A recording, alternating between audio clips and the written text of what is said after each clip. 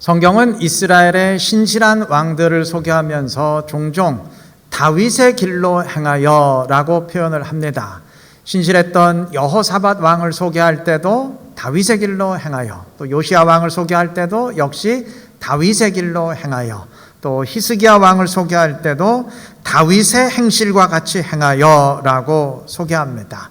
그 정도로 다윗은 신실한 왕의 전형이자 기준입니다. 오죽하면 다윗의 자손이라는 말이 메시아 그리스도를 가리키는 전문 용어가 되었겠습니까? 그런데 이러한 다윗이 하나님을 찾을 때 하나님이 모른 척 하시면서 외면하실 때가 많았어요. 다윗이 쓴 시편 가운데 하나님 왜 나를 외면하시고 숨으십니까? 이렇게 애타게 부르짖는 시편이 11편이 넘습니다. 자, 예를 들면 시편 13편 1절, 주의 얼굴을 나에게서 어느 때까지 숨기시겠나이까? 도대체 어느 때까지 숨기시렵니까?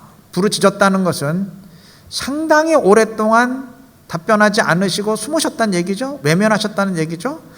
그 다음에 88편 14절, 여호와여 어찌하여 나의 영혼을 버리시며 어찌하여 주의 얼굴을 내게서 숨기시나이까? 89편 46절도 마찬가지예요. 여호와여 언제까지니까 스스로 영원히 숨기시리까? 정말 영원토록 숨으실 겁니까? 라고 말한 것을 볼 때 굉장히 오랫동안 외면하시고 들은 척하지 않으셨던 것 같아요. 자, 얼핏 듣기엔 상당히 이상합니다.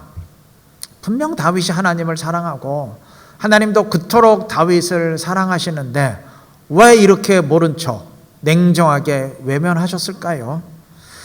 이것을 아빠와 아이의 술래잡기에 비유할 수 있지 않을까 싶습니다. 정확한 비유는 되지 않는데 한 예는 될 수 있을 것 같아요. 아빠가 아이와 술래잡기 하면서 숨지요.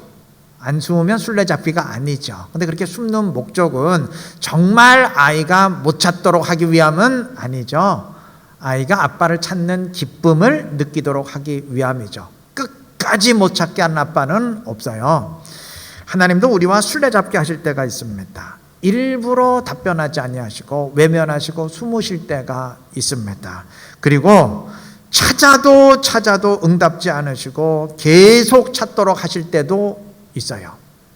응답지 않으시는 것 같은데도 하나님이 분명 내 간구를 듣고 계신다 하는 어떤 확신 가운데 계속 찾는 진짜 믿음을 원하시기 때문이고 응답의 기쁨을 누리도록 하시기 위함입니다. 복음서에는 주님의 이러한 모습이 종종 나타납니다. 요한복음 4장은 예수님이 갈릴리 가나에 가셨을 때 왕의 신하가 찾아와서 병들어 죽어가는 자기 아들을 고쳐달라고 아주 간절히 간구했음을 증언합니다.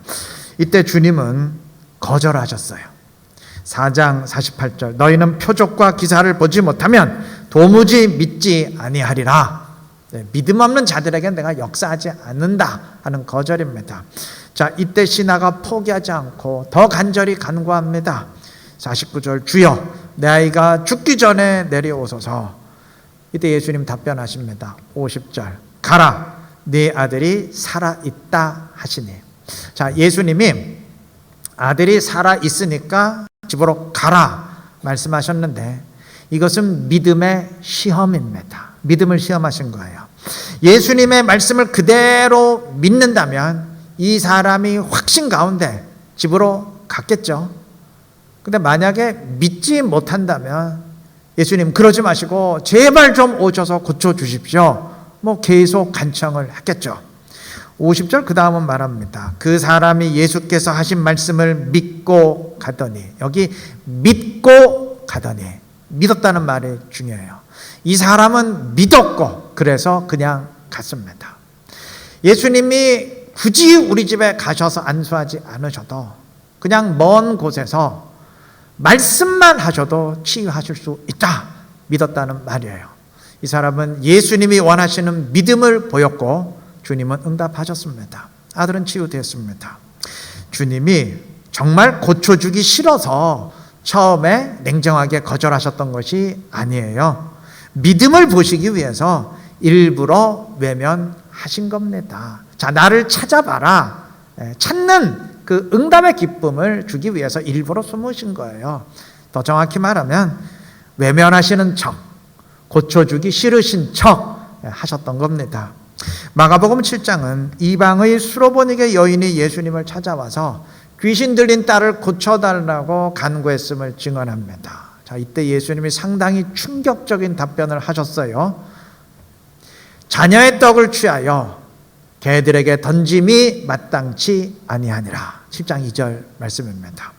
하나님의 은혜는 이스라엘만을 위한 것이지 당신 같은 이방인 개들을 위한 것은 아니다 라는 답변입니다. 이거 예수님 본심 아니죠. 정말 본심이라면 이분은 메시아 아니죠. 아니, 세상 모든 민족을 구원하시는 분이 이방인들에게는 은혜 베풀 수 없다 하신다면 이 말이 되는 얘기예요? 그리고 이 불쌍한 여인을 개라고 불렀는데 이게 완전히 쌍소리지, 동네 불량배나 할 소리지, 이게 메시아 그리스도가 할 말은 아니잖아요. 주님이 일부러 이렇게 한번 떠보신 겁니다. 이 여인의 진짜 믿음을 확인하려고 일부러 모욕적으로 거절하신 거예요. 여인이 답변합니다. 개들도 부스러기는 먹습니다. 예, 맞습니다. 내가 이방인으로서 당신들 이스라엘 사람들이 개로 여긴다는 것 압니다. 그런데 개들도 상 아래 떨어진 부스러기는 먹지 않습니까? 그 부스러기 은혜라도 베풀어 주십시오. 그 은혜로도, 그 정도 은혜로도 우리 딸은 충분히 고침받을 수 있습니다. 믿음을 보인 거예요. 여인은 확실한 믿음을 보였고 주님은 이 믿음에 응답하셨습니다. 오늘 본문에서도 마찬가지입니다. 예수님과 어머니가 갈릴리 가나의 혼인잔치에 초대를 받고 갔는데 잔치 도중에 포도주가 다 떨어졌어요. 당시 결혼식 잔치는 오늘 우리나라의 경우처럼 그저 1시간 정도의 식사가 아니고 며칠씩 지속되는 축제였어요. 그런데 이러한 잔치에 포도주가 다 떨어졌으니까 이거 얼마나 낭패입니까? 이게 남아있는 며칠 동안 이거 어떻게 해야 돼요, 이제? 신랑의 입장에서 얼마나 절망스러웠겠습니까? 그런데 절망스러운 것은 신랑과 혼주 측만 그랬던 것이 아니에요. 2절의 증언처럼 예수님의 제자들까지 모두 그 잔치에 초대받은 것을 보니까 이것이 그 예수님의 상당히 가까운 친척의 혼인 잔치였던 것 같아요. 상당히 가까운 친척이 절망스러운 입장에 처했으니까 마리아의 입장에서도 당황스럽기는 마찬가지였겠죠. 자, 마리아는 예수님께 말합니다. 3절. 저들에게 포도주가 없다 하니, 지금 급해서 이 문제 빨리 좀 해결해 달라고 요청하는 것이죠. 이에 대한 예수님의 답변이 4절입니다. 예수께서 이르시되 여자여 나와 무슨 상관이 있나이까? 내 때가 아직 이르지 아니하였나이다. 거절이죠. 아니, 포도주가 떨어졌건 남아있건 그게 나하고 뭔 상관이 있습니까? 상당히 매몰찬 거절입니다. 그런데 이 거절의 말을 들었지만 마리아는 하인들에게 이렇게 말합니다. 5절. 너희에게 무슨 말씀을 하시든지 그대로 하라. 그러니까 예수께서 무슨 말을 하건 무조건 그대로만 하면 된다. 그리하면 해결된다. 마리아는 확실한 믿음을 보였고 예수님은 그 믿음에 응답하시고 물을 포도주로 바꾸셨습니다. 예수님이 표적을 행하기 싫거나 아직 때가 아니기 때문에 매몰차게 처음에 거절했던 것이 아니죠. 정말 때가 이르지 않았다면 예수님은 어머니 아니라 누가 뭐라 그랬어도 나서지 않았을 겁니다. 아니, 예수님이 뭐 남의 말 듣고 이랬다가 저랬다 하시는 분이라면 어떻게 되겠어요? 어떻게 그가 메시아 사명 감당할 수 있겠습니까? 예수님이 처음에 매몰차게 거절하신 것은 단순한 요청이 아닌 믿음에 응답하기를 원하셨기 때문입니다. 여러분, 문제가 있을 때 해결을 원하는 것은, 그러니까 병들었을 때 낫기를 바라고 어떤 절망스러운 상황에 처했을 때 벗어나기를 원하는 것은, 이거는 믿음이 있는 사람이나 없는 사람이나 예수 믿는 사람이나 세상 사람이나 다 똑같아요. 그건 사람의 본능입니다. 인간이라면 다 마찬가지입니다. 예수님은 그러한 인간의 본능에 응답하는 해결사가 되기를 원치 아니하시고 믿는 자에게 구원을 주시고 믿음을 지닌 자에게 은혜 주시고 믿음을 지닌 자에게 능력을 베푸시는 믿음의 주가 되기를 원하십니다. 그가 믿음의 주님이시지 무슨 금나와라 뚝딱 해서 이루어주는 자동 판매기가 아니잖아요.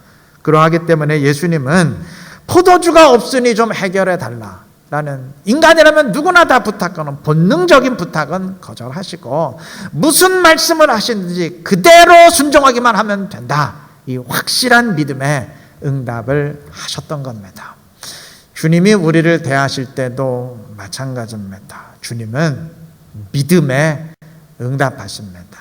저는 간혹 어떤 사람들이 간증 아닌 간증을 하면서 차가 많이 막혔는데 기도하니까 갑자기 교통편이 편해져서 주차 장소가 없을 것 같아서 기도했는데 가보니까 주차 장소가 하나 있더라. 저는 이런 식의 간증을 하지 않는 게 좋다고 생각합니다. 하나님 그렇게 유치한 분이 아니에요. 그렇지 않습니까? 내가 주차하는데 1분이 걸리느냐 3분이 걸리느냐 그거 해결해 주려고 하나님이 우리 응답하시는 분이 아니잖아요. 우리 신앙이 그렇게 유치합니까? 그건 누구나 본능이 본능. 아니 본능 수준에서도 지극히 유치한 본능입니다. 하나님이 그거 응답하려고 이 땅에 오셨나요? 그건 아니잖아요. 주님은 믿음에 응답하십니다. 그는 우리의 호기심에 응답하시는 분이 아니고 우리의 욕망에 응답하시는 분이 아니고 믿음을 원하시고 믿음에 응답하시는 주님이십니다. 주님이 때로 우리와 술래잡기를 하시거나 밀당을 하시는 이유가 그 때문이에요. 그러한 과정을 통해서 우리의 믿음을 확인하시고 때로는 우리의 믿음을 끌어올리시고 때로는 우리의 믿음을 진짜 믿음으로 정죄시키시고 그 믿음에 응답하기를 원하시기 때문입니다. 이 사실 기억하시고 우리가 주님 앞에 나아갈 때 그리고 간구할 때 본능으로 간구하지 마십시오. 본능으로 주님 만나려고 하지 마세요. 호기심으로 주님 만나려고 하지 마세요. 내 욕망으로 주님 만나려고 하지 마시고 믿음으로 주님을 찾으시고 믿음으로 주님을 만나시기 바랍니다. 그래서 믿음에 응답하시는 주님의 응답을 체험하고 주님과 동행할 수 있는 지혜롭고 신실한 우리 모두가 되시기를 바랍니다. 오늘 본문은 가나 혼인잔치의 사건을 증언한 뒤에 바로 이어서 예수님이 일으키신 성전 사건을 증언했습니다. 예수님은 14, 15절 말씀처럼 성전에 들어가셔서 소나 양, 비둘기 등의 제물을 파는 자들을 다 내쫓으시고 아버지의 집을 장사하는 집으로 만들지 말라 심하게 책망하셨는데 사실 성전에서 재물을 사고 파는 행위 자체는 하등 불법이 아닙니다. 하나님이 허락하신 일이에요. 신명기 14장 23절부터 26절에 의하면 성전이 너무 멀기 때문에 재물을 흠 없는 상태로 가져오기 힘든 사람들은 성전에 와서 소나 양과 비둘기 등의 재물을 사도록 했습니다. 하나님이 허락하신 이상 누구도 그것을 문제 삼을 수 없어요. 하나님의 조치를 문제 삼겠다는 것은 그건 하나님을 대항하겠다는 말이잖아요. 안 돼요. 그런데도 예수님이 장사하지 말라 책망하신 것을 볼 때 아마 재물을 파는 자들이 그 정해진 매매 장소를 벗어나서 제사를 드리는 예배 드리는 성전 안에까지 들어와서 장사를 한 것이 아닌가 종종 그렇게들 추측을 합니다. 그렇다면 예수님이 책망하신 것은 장사 자체가 아니라 왜 여기까지 들어와서 장사하느냐 하는 장사의 장소가 되겠죠. 그러나 어떤 경우건 장사하지 말라는 건 표면적인 이유고 예수님이 이 사건을 통해서 전달하시는 본질적인 메시지가 있습니다. 19절이 선포합니다. 이 성전을 헐라 내가 사흘 동안에 일으키리라. 21절은 이 말의 의미를 설명합니다. 예수는 성전된 자기 육체를 가리켜 말씀하신 것이라. 예수님이 자기의 몸으로 사흘 만에 성전을 새롭게 지으신다는 말입니다.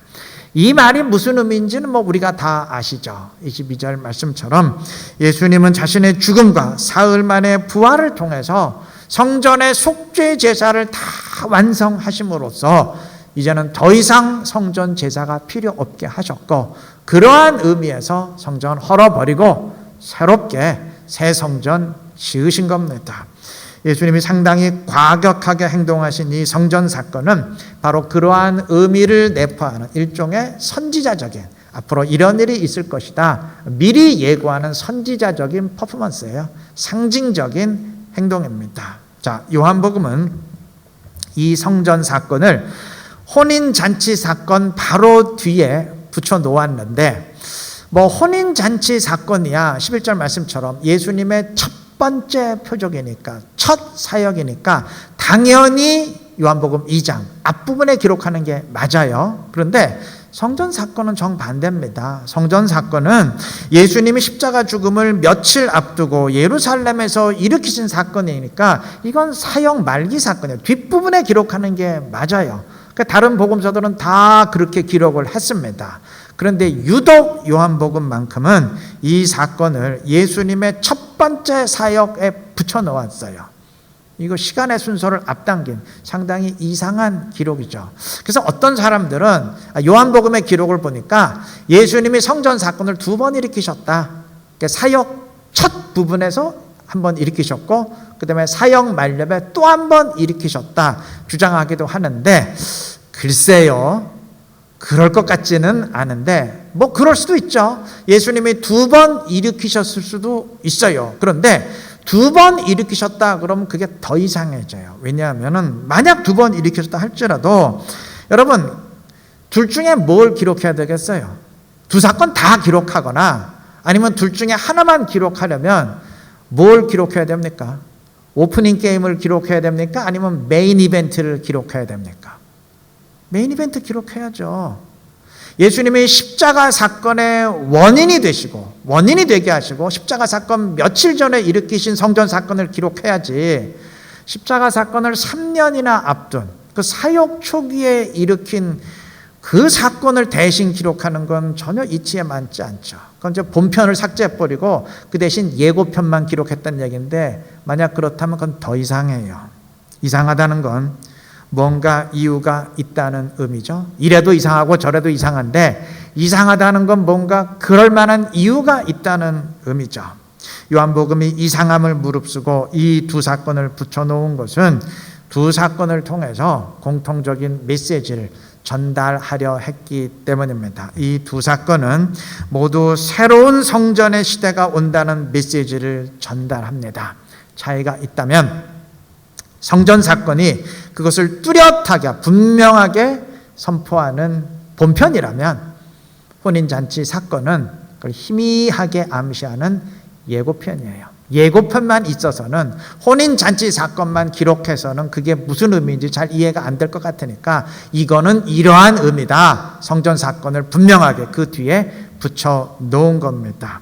자, 혼인잔치에 포도주가 떨어졌을 때 예수님은 돌 항아리에 물을 채우라 하셨는데, 6절 말씀처럼 그 돌 항아리들은 유대인의 정결 예식을 위한 것이었습니다. 정결 예식이란 이제 몸을 다 씻는 의식을 말하는데, 유대인들은 하나님이 주신 율법에 의해서 성전 제사를 드리기 전에 몸을 씻었습니다. 즉 성전 제사를 준비시키는 정결 예식입니다. 물론 몸을 씻는 정결 예식이 성전 제사를 위한 의식만 있었던 것은 아니에요. 유대인들이 그 율법 말씀 외에도 자기들끼리 또 전통을 많이 만들어 가지고 음식을 먹기 전에도 손을 씻는 등, 성경에 음식 먹기 전에 손 씻어라 이런 말씀은 없거든요. 근데 자기들끼리 그런 거 만들어서 지켰던 그런 많은 정결 예식이 있었어요. 그러나 어쨌든 정결 예식 가운데 가장 중요한 것은 성전 제사를 위해서 몸을 씻는 의식이었어요. 자, 그런데 이러한 정결 예식의 돌 항아리 물이 잔치에 아무런 도움이 되지 못했어요. 잔치가 가능했던 것은 예수님께서 그 돌 항아리의 물을 새롭게 변화시켰기 때문입니다. 자, 정결 예식의 물이 무엇보다도 성전을 의미한다면 이 사건의 메시지가 뭔가요? 이제 성전은 잔치에 하등 도움이 되지 못한다. 그러한 의미입니다. 자, 그럼 잔치는 뭘 상징할까요?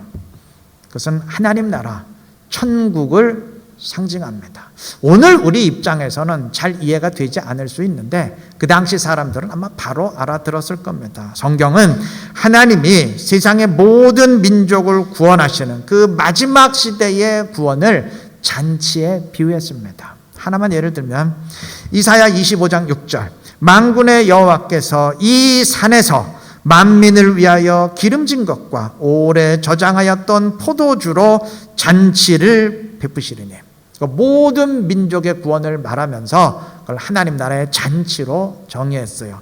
그래서 예수님도 종종 천국을 잔치에 비유하지 않으셨습니까?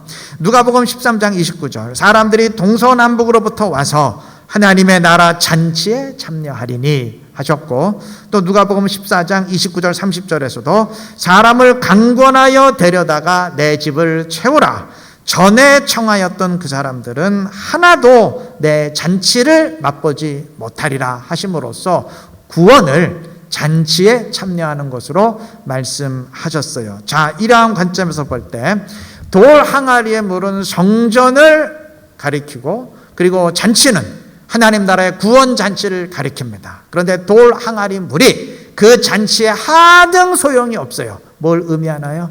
이제 성전은 하나님 나라 구원 잔치에 하등 쓸모가 없다, 하등 소용이 없다, 그러한 의미입니다. 이제까지 구약신앙은 성전 중심의 신앙이었어요. 율법의 핵심도 성전이고 유대교의 핵심도 성전이에요. 성전이 모든 것을 중심합니다. 그런데 이제 그 성전은 하나님 나라 구원에 하등 쓸모가 없다, 그런 의미예요.